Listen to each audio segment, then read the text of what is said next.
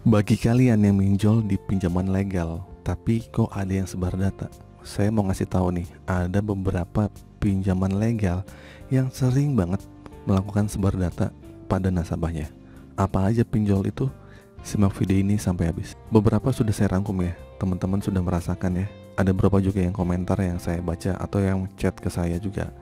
Kenapa sih ada pinjol legal OJK yang bisa melakukan penagihan di luar prosedur? Sampai menyebarkan data-data di luar kontak daruratnya, ya enggak? Bahkan bukan ke kontak daruratnya aja, tapi di luar kontak darurat.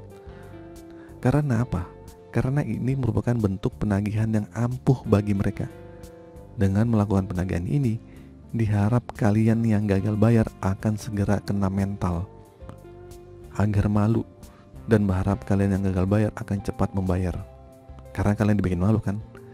Jadi udah gak heran ya, ini merupakan gaya baru penagihan DC-DC sekarang. Oke, langsung aja deh, aplikasi itu apa aja sih?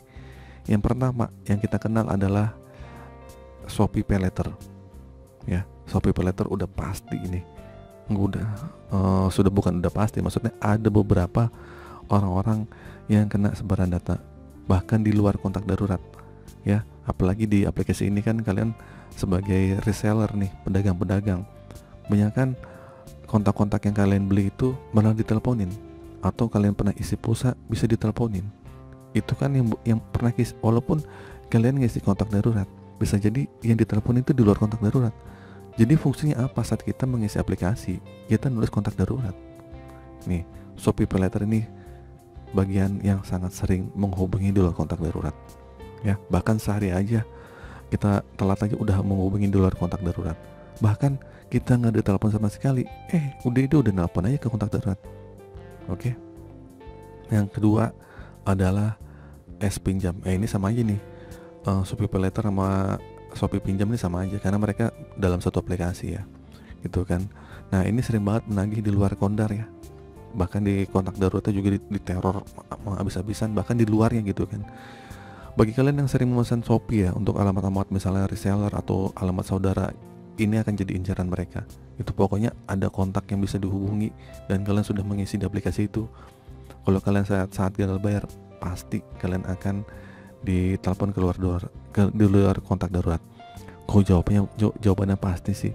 Ya karena saya udah sering banget nih menemukan yang seperti ini. Teman-teman yang gagal bayar di Shopee PayLater sama S-Pinjam malah menghubungi di luar kontak darurat. Saya menyebutkan ini adalah menurut sebaran data ya. Akhirnya kan nggak boleh ya sebenarnya orang-orang itu tahu hutang-hutang kita. Yang ketiga itu KTA kilat. Nah ini yang paling sering menagih di luar kontak darurat juga nih, di luar kondar gitu, KTA kilat. Dan ini juga memiliki DC barbar juga nih gitu kan. DCWA-nya juga barbar banget menagih kalian. Kalian akan dimaki-maki, pokoknya gila deh. Bahkan ada juga nih katanya DC lapangannya gitu yang didatangi langsung ke tempat kerjanya juga, dan juga ada yang menelpon ke tempat kerja. Pokoknya KTA kilat nih termasuk agak sedikit lumayan barbarnya, karena kan mereka masuk dalam aku laku ya gitu. Nah yang keempat adalah ada modal. Nah selain DC yang menyebar data di luar kontak darurat, ada modal ini juga terkenal memberikan potongan yang sangat besar di awal-awal peminjaman. Hati-hati nih kalian ya. Rata-rata nih nasabahnya kecewa nih, karena kita ngajuin cuma 1 juta, cairin itu cuma 700.000. Gila gak sih? Lu dipotong di awal 300.000.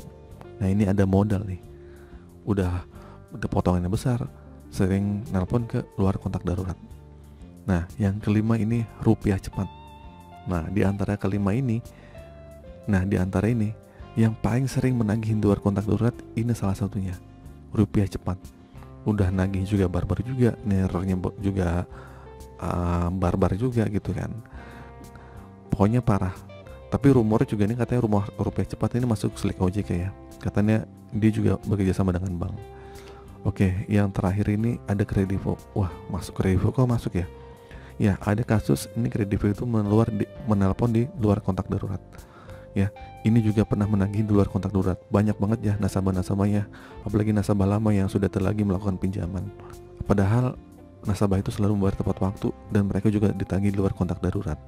Nah, begitu ya teman-teman ya. Ada beberapa aplikasi yang saya sebutkan tadi. Pertama, Shopee Paylater, Shopee Pinjam, KTA Kilat, Ada Modal, Rupiah Cepat, dan Kredivo.